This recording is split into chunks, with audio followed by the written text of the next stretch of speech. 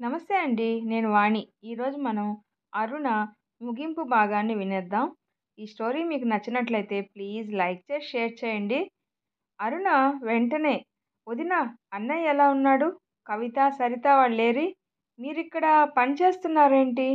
అని ప్రశ్నల వర్షం కురిపించింది.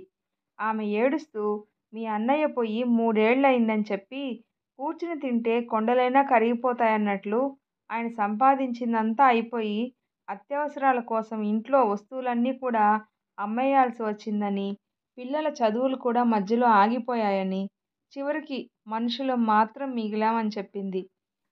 పూలమ్మిన చోట కట్టెలమ్మలేక పోయినట్లు తెలిసిన వాళ్ళ మధ్యలో ఉండలేక ఈ మారుమూలైతే ఎవరూ గుర్తుపట్టరు అని, ఏదైనా పని చేసుకొని బ్రతకొచ్చని ఇక్కడికి వచ్చి ఈ షాపులో పనికి కుదిరాం ముగ్గురం అని చెప్పింది ఎంతో విచారంగా.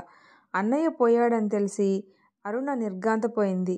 అంత చిన్న వయసులో పిల్లలకి తండ్రి అండలేకపోతే ఎంత కష్టమో అరుణకు తెలుసు కాబట్టి చాలా బాధపడింది. ఎక్కడైనా ఉండటానికి ఆసరా కల్పించమని అడిగింది అరుణని నఖశిఖ పర్యంతం ఈర్ష్యగా చూస్తూ. అరుణకు కూడా వాళ్ళని అలాంటి పరిస్థితుల్లో వదిలి వెళ్ళడం ఇష్టం లేదు. వెంటనే ప్రకాశం గారికి ఫోన్ చేసి పరిస్థితి వివరించింది. ఆయన "నీకెలా మంచిదని తోస్తే అలా చెయ్యమ్మా" అని చెప్పి, ఎలానూ వాచ్మెన్ పెద్దవాడైపోయాడు, అతన్ని బ్లాక్ రూబీలోకి షిఫ్ట్ చేద్దామని అనుకుంటున్నాం, వీళ్ళ ముగ్గురిని అందులో ఉండమని చెప్పి, ఎవరెవరు ఏ పనికి సమర్థులో ఆ పనిలో నువ్వే పెట్టమని సలహా ఇచ్చి, ఒక వారం రోజుల్లో షిఫ్ట్ అవ్వమని చెప్పు అని అన్నారు ప్రకాశం గారు. వారం రోజుల్లో వాళ్ళు ఆశ్రమానికి షిఫ్ట్ అయ్యారు. అరుణకు ఆశ్రమంలో ఉన్న ఇంపార్టెన్స్ చూసి వాళ్ళ వదినకి కంటకింపుగా ఉండేది. ఎలాంటి అమ్మాయికి ఎంత అదృష్టం పట్టింది, 7 మల్లెల ఎత్తున ఎంతో అపురూపంగా పెంచుకున్న నా పిల్లలకి ఈ దుర్గతి పట్టింది అని ఈర్ష్యపడింది. గత్యంతరం లేక ఈ మహాతల్లి సహాయం తీసుకోవలసి వచ్చిందని ఎప్పుడూ కారాలు మిరియాలు నూరేది తన పిల్లల దగ్గర. ఇలా ఒక 6 నెలలు గడిచాయి. అరుణేమో అంత పెద్ద భవంతిలో, తనేమో తన పిల్లలతో ఇంత చిన్న గుడిసెలో. కళ్ళు బగ్గుమంటున్నాయి ఎప్పుడు అరుణని చూసినా ఆమెకి. ప్రకాశం గారితో మాట్లాడి తమకి కూడా అరుణ ఉండే చోట ఒక రూమ్ ఇప్పించమని అడిగింది. అరుణ ఇదివరకు ఎలా తన చెప్పు చేతల్లో ఉండేదో ఎలా అయినా అక్కడి వాళ్ళందరికీ తెలియాలి అని ఆమె కోరిక. ఒకరోజు రజనీష్ గారు అటుగా వెళ్తుండగా ఆయనకి వినపడేలా "ఏమే ఖాళీ, ఖాళీ, ఎన్నిసార్లు పిలవాలే నిన్ను, చెవుడేమైనా వచ్చిందా" అని గట్టిగా అరిచింది. అరుణకి కూడా ఆశ్చర్యంగా అనిపించింది సడన్గా వదిన అలా పిలవడం. పోనీలే అలవాటుగా అలా పిలిచిందేమో అనుకొని "ఆ వదినా వస్తున్నా" అని అటుగా వెళ్ళబోతుంటే రజనీష్ గారు కోపంతో అరుణని ఆగమని సైగ చేసి "ఇంకోసారి ఖాళీ అన్న పిలుపు ఈ ఆశ్రమంలో వినపడిందంటే బయటికి తోసేస్తాను మిమ్మల్ని అందరినీ" అని హెచ్చరించారు సీరియస్గా.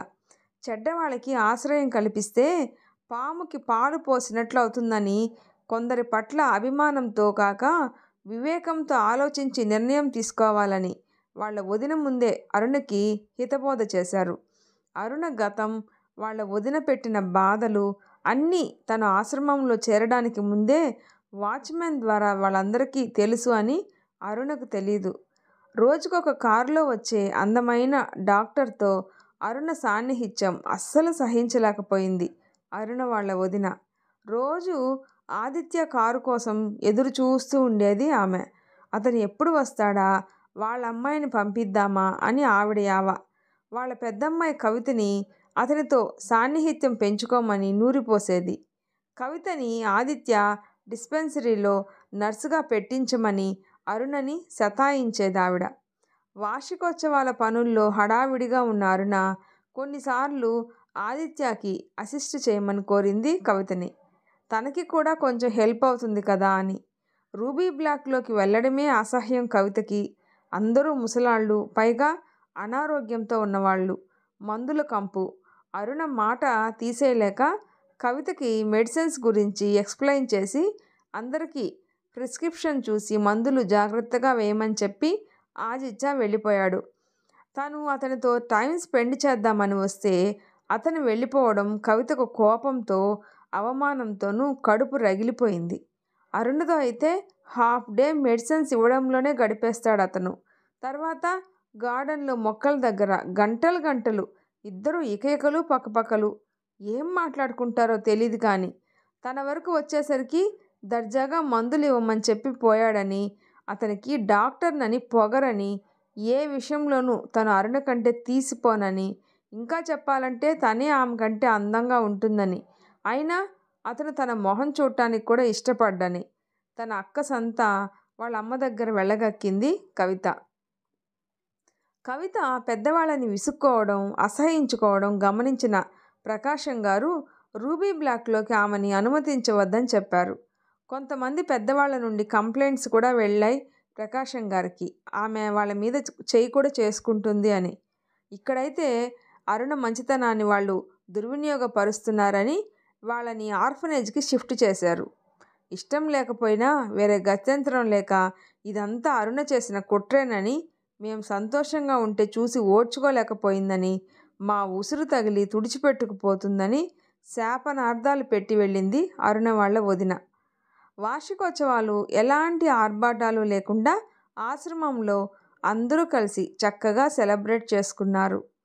అన్ని హడావిడులు అయిపోయాక అరుణ ఆఫీస్లో వర్క్ చేసుకుంటుండగా ప్రకాశం, రజనీష్, సూర్యంగార్లు ముగ్గురు కలిసి రావడంతో అరుణ అకౌంట్స్ చూపిద్దామని బుక్స్ తీస్తుంటే, ఇవన్నీ తర్వాత చూద్దామమ్మా, నీతో ఒక ముఖ్యమైన విషయం మాట్లాడాలి, కూర్చో అన్నారు ప్రకాశం గారు. అరుణకి అర్థం కాలేదు. చెప్పండి అంకుల్ అంది ఎప్పటిలా వినయంగా. ఆశ్రమంలో చేరిన రోజు ఎంత వినయంతో ఉందో ఇప్పటికీ అదే వినయం. ఎంత చనువిచ్చినా తన లిమిట్స్ ఏమిటో ఆమెకు తెలుసు. ఎప్పుడూ క్రాస్ చేయదు అనుకున్నారు ప్రకాశం గారు. ఆమెలో ఆ వినయమే అందరికీ నచ్చేది. నీ పెళ్లి గురించి మాట్లాడదామని వచ్చాం అన్నారు ఆయన. సడన్గా పెళ్లి మాట వచ్చేసరికి అరుణకి ఏం మాట్లాడాలో తెలియలేదు. సిగ్గుపడిపోయింది. ఆదిత్య గురించి నీ అభిప్రాయం ఏమిటి అని అడిగారు. మీ ఇద్దరికి 10 years ఏజ్ డిఫరెన్స్ ఉంది. నీకు ఓకేనా? నీ అభిప్రాయం ఏదైనా మొహమాటం పడకుండా చెప్పమ్మా, పర్వాలేదు అన్నారు ప్రకాశం గారు. అరుణ చెవులకి వీణ మీటినట్లుగా వినపడ్డాయి ఆ మాటలు. ఆనందంతో ఎగిరి గంతులు వేయాలనిపించింది. పెళ్ళి అనేది జీవితాంతం ఉండేది. నువ్వు మొహమాట పడకుండా చెప్పాలి అరుణ అన్నారు రజనీష్ గారు. మా రజని ఎప్పటి నుండో నిన్ను కోడలుగా చేసుకోవాలని ముచ్చట పడుతున్నాడమ్మా అన్నారు సూర్యం గారు. అరుణ అర్థం కానట్లు చూసింది. ఇంతలో ఆదిత్య హాయ్ డాడీ అంటూ రావడంతో అరుణ విస్తుపోయింది. ఆదిత్య రజనీష్ అంకుల్ వాళ్ళ అబ్బాయని తనకు ఇంతవరకు ఎవ్వరూ చెప్పకపోవడం ఆమెని ఎంతగానో ఆశ్చర్యపరిచింది. నోట మాట రాలేదు అరుణకి. మీరెలా అంటే అలా అంకుల్ అంటూ అనాథ అయిన నన్ను మీ కోడలుగా అనడంలోనే మీది ఎంత గొప్ప మనసో తెలుస్తుంది. నేను ఏ విషయంలోనూ డాక్టర్ ఆదిత్యతో సరితూగను అని తెలిసి కూడా మీరు నా అభిప్రాయం అడుగుతున్నారు అంటే అది మీ ఉదార స్వభావం, సహృదయతనే వ్యక్తపరుస్తున్నాయని కృతజ్ఞతాభావంతో అంటుంది అరుణ. అరుణ తనని అనాథ అన్నందుకు ముగ్గురు ఆమె మీద ధ్వజమెత్తారు. కూతురు లేని లోటు తీర్చావని ప్రకాశం గారంటే నువ్వు మా అందరికీ ఆప్తురాలివని, ఇంకోసారి అనాథ అనే మాట ఆమె నోటి నుండి రాకూడదు అని చెప్పి మందలించారు.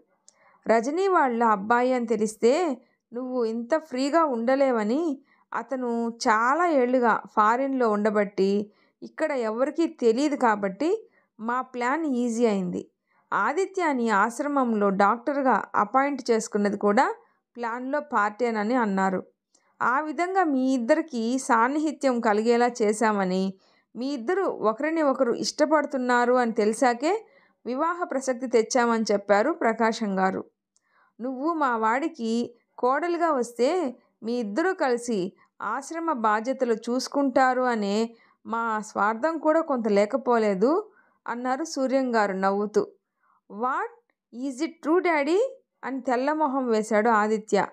ఈసారి ఆశ్చర్యపోవడం అతని వంతైంది. నేను ఈ ఆశ్రమానికి వచ్చిన మొదటి రోజు డాడీ నన్ను వాళ్ళ అబ్బాయిని అని పరిచయం చేయకపోవడం నాకు చాలా ఆశ్చర్యం అనిపించింది. సమయం వచ్చినప్పుడు పరిచయం చేస్తానని, అప్పటి వరకు ఎవ్వరితో అనొద్దని అంటే కొంచెం వింతగా అనిపించినా పెద్దగా సీరియస్గా తీసుకోలేదు నేను ఆ విషయం అన్నాడు ఆదిత్య. మీ ముగ్గురు చెస్ బాగా ఆడతారని తెలుసు కానీ అంకుల్, ఇంత మంచి ప్లేయర్స్ అని మాకు ఎక్కడ డౌట్ రానంత బాగా ప్లానింగ్ చేస్తారని అనుకోలేదు అన్నాడు ఆదిత్య చిరుమందహాసంతో. మేము ఆడపిల్లి వాళ్ళం, మా వైపు నుండి ఓకేరా, మరి మగపెళ్లి వాళ్ళు మీరు చెప్పండి, మీకేం కట్న కానుకలు కావాలి అని జోక్ చేశారు ప్రకాశం గారు. అరుణ లాంటి ఆణిముత్యాన్ని ఇస్తున్నావురా, ఇంకేం కావాలి మాకు అన్నారు రజనీష్ గారు. అరుణ ఆదిత్యల మొహాలు సంతోషంతో వెలిగిపోయాయి.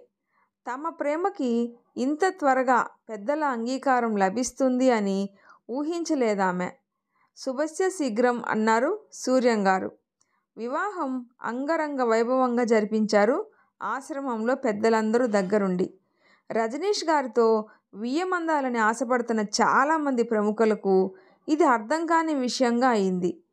ఏమీ లేని అనాథని కోడలుగా చేసుకోవడంలో మర్మం ఏమిటో అర్థం కాలేదు ఎవరికి, ప్రకాశం సూర్యంగార్లు ఇరువురికి తప్పించి. అరుణ రాకతో ఆదిత్య జీవితం నందనవనమైంది. అతని సాహచర్యం ఆమెకి జీవితం పట్ల ఎంతో ధైర్యం, నమ్మకం, నిశ్చింతను కలుగజేశాయి. ఆదిత్య అరుణని తన బిగి కౌగిలిలో బంధిస్తూ, అరుణ, పెళ్లి కూతురు అలంకరణలో ఎంత అందంగా ఉన్నావో తెలుసా అన్నాడు. అనింది. అరుణ మొహం సిగ్గుతో ఎర్రబడగా అతనిలోకి ఒదిగిపోయింది. భాషకి అందని అపురూపమైన భావం ఏదో ఆమె హృదయంలో నుంచి ప్రసరించి అతన్ని తాదాత్మ్యతకు లోను చేసింది. ఆనాడు అరుణాదిత్యల జీవితాల్లో నిజమైన అరుణోదయం అయింది. ఈ విధంగా వీళ్ళిద్దరి జీవితం సుఖాంతమైంది. మీకు ఈ వీడియో నచ్చితే ప్లీజ్ లైక్ చేసి షేర్ చేయండి, సబ్స్క్రైబ్ చేసుకోండి. స్టోరీ ఎలా ఉందో తప్పకుండా కామెంట్ చేయండి. Thanks for listening.